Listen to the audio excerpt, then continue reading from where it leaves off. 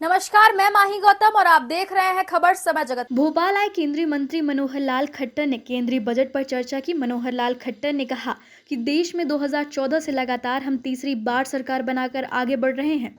2047 में देश को आज़ाद हुए 100 साल हो जाएंगे। उस समय देश विकसित श्रेणी में आना चाहिए। विकसित श्रेणी के लिए कुछ टर्म होते हैं। अभी हम विकासशील देश हैं, उसमें हम आगे बढ़ रहे हैं। उन्होंने कहा कि साल 2013-14 से लेकर आज 2025-26 के बजट को देखा जाए तो 2013-14 का बजट 16,65,000 करोड़ रुपए का होता था। आज वह बजट बढ़कर 50,65,000 करोड़ रुपए का हो गया है, यानी 3 गुना बजट। किसी भी देश के लिए फास्ट मूविंग इकोनॉमी का यह उदाहरण है हम किस तरह से आगे बढ़ रहे हैं।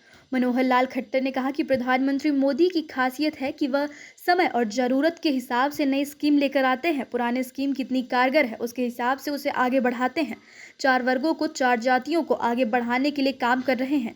देश के अंदर आर्थिक दृष्टि से कंट्रीब्यूट करने वाला वर्ग व्यापारी, उद्योगपति और एक्सपोर्टर्स हैं। बजट में उनका भी ध्यान रखा गया है। उन्होंने कहा कि हर जिला अस्पताल में डे केयर सेंटर बनाए जाएंगे। बिग वर्कर आज जो होम डिलीवरी की सर्विस करते हैं, इनके लिए श्रम पोर्टल बनाया गया है।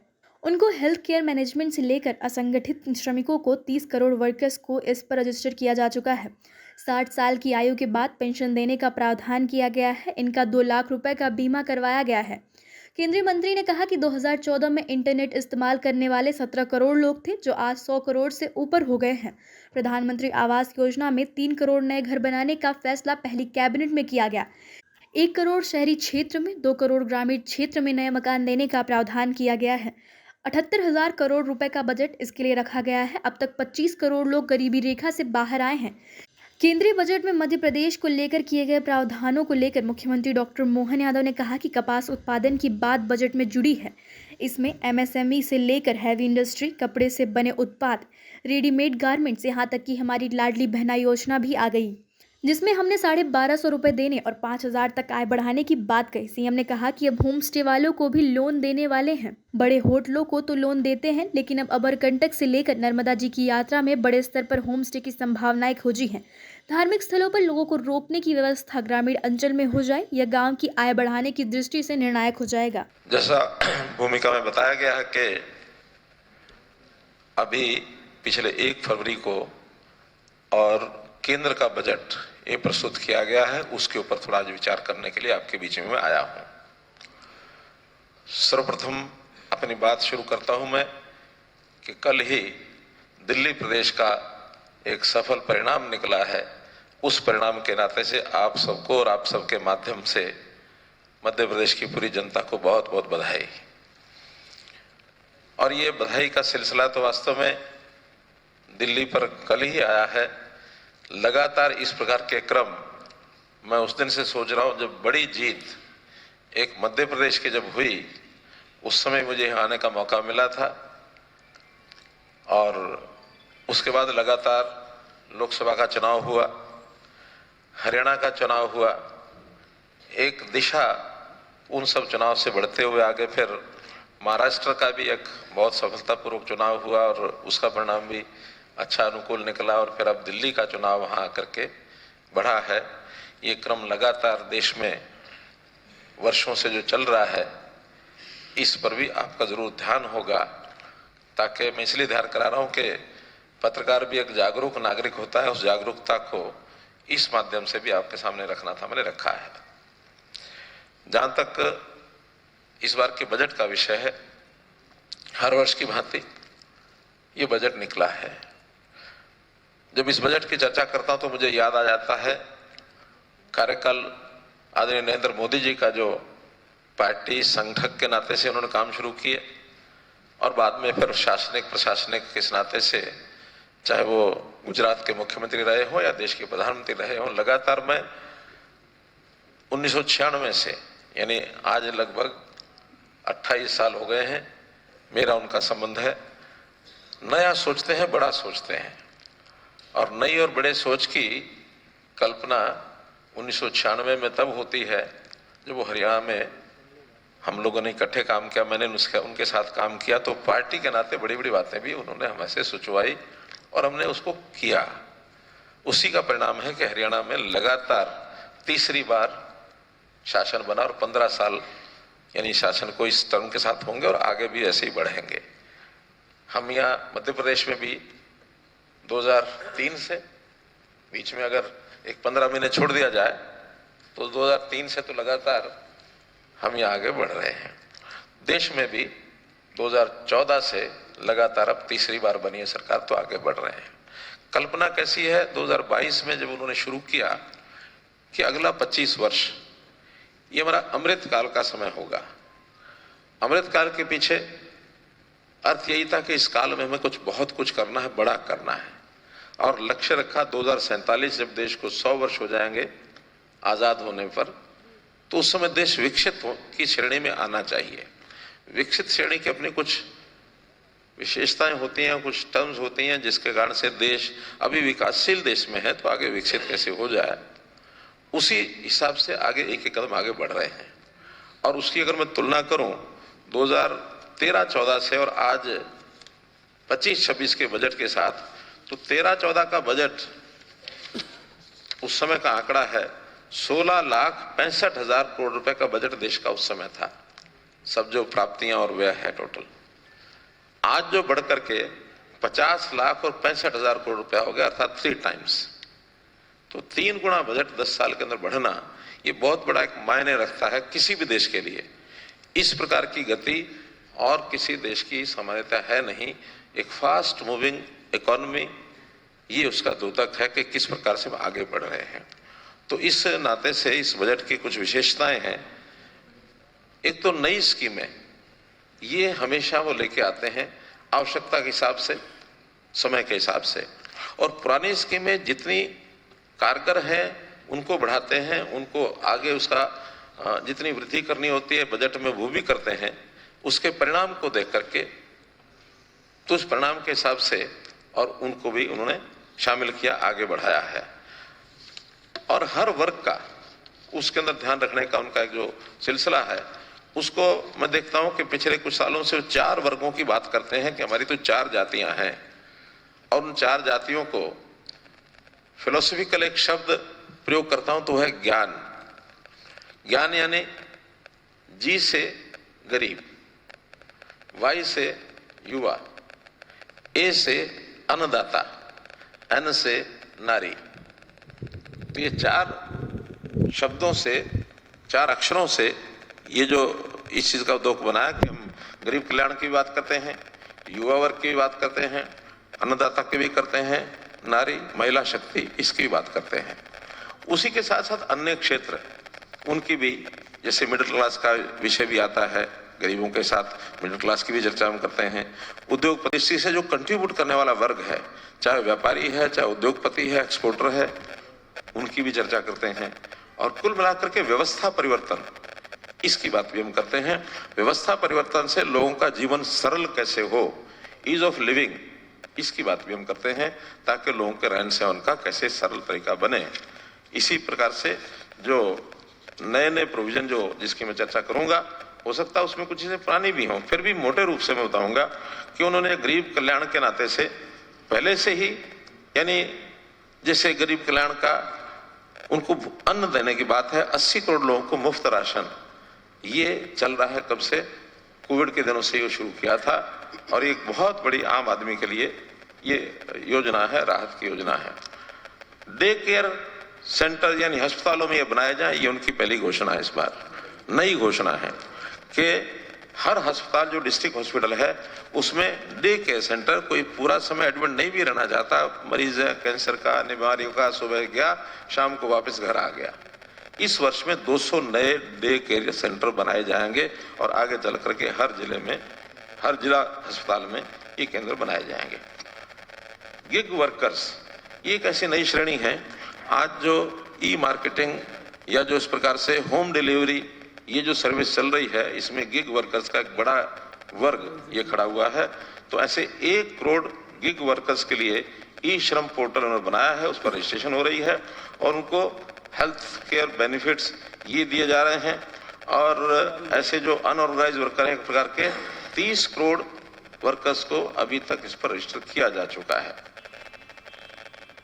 जिनको 60 साल की आयु के बाद 3,000 रुपया पेंशन देने का प्रावधान भी ये किया गया है कि जैसे रजिस्टर्ड वर्कर होगा तो इनको 3,000 रुपया पर महीना पेंशन दी जाएगी और इनका 2 लाख रुपए का इंश्योरेंस, डेथ इंश्योरेंस और 1 लाख रुपया in case of partial handicapped अगर होता है तो ऐसी एक योजना गिग वर्कर्स के लिए भी दी गई है, अनऑर्गेनाइज्ड वर्कर्स के लिए। जो समाज वंचित समाज है, ऐसे लोगों को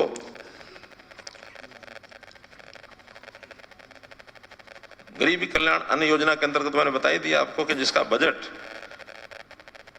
2,03,000 करोड़ रुपया ये इसका बजट है, जो खास करके गरीबों के लिए अन्न देने की बात जो आई है कोविड मैनेजमेंट के बाद। वैक्सीन डोजेज ये भी दी गई हैं, 80 करोड़ लोगों को दी गई, 25 करोड़ लोगों को मल्टी डायमेंशनल पॉवर्टी से बाहर निकाला गया है, यानी पॉवर्टी लाइन से ऊपर ऐसे लोगों को निकालने के लिए सारा काम किया गया। 25 करोड़ लोगों की गिनती, और ये स्पीड अपने देश की जो बनी है इसमें से दुनिया के लोग भी इस पर अध्ययन कर रहे हैं कि इस प्रकार से गरीबी रेखा के बाहर कैसे लोगों को लाया गया है। गरीबों को mobile service, net connection, internet की सुविधा ये बहुत तेजी से बढ़ी है। इस पर भी जो भी इंटरनेट की सेवाएं हैं गांव-गांव में पहुंचे, जो भी पब्लिक प्लेसेस हैं उनके ऊपर इंटरनेट की वाईफाई की सुविधाएं दी जाए, इसका भी लाभ हुआ है। इसका अगर मैं आंकड़ा बताता हूं तो 2014 में इंटरनेट कनेक्शन को उपयोग करने वाले लोग 17 करोड़ थे, जो आज बढ़कर के 100 करोड़ से ऊपर हो गए हैं। तो ऐसी इतनी बड़ी संख्या में जब ये कम्युनिकेशन का, एक मीडिया का, एक नेट इंटरनेट की कनेक्शन का सुविधा लोगों को मिलती है तो ये जीवन को सरल करने वाली बात है।